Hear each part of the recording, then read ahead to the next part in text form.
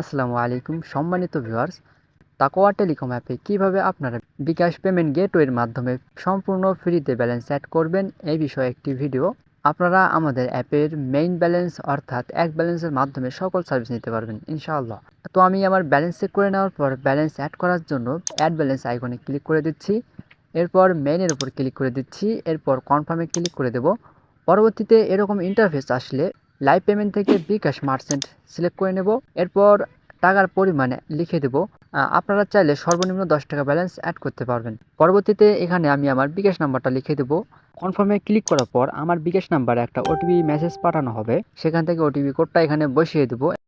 এরপর কনফার্মে ক্লিক করে দেওয়ার পর আবারও আমার বিকাশ পিন নাম্বারটা লিখে দিয়ে কনফার্ম করব। এরপর এখানে 5 সেকেন্ড সময় অপেক্ষা করার পর আমার ব্যালেন্সটা অটো অ্যাড হয়ে যাবে।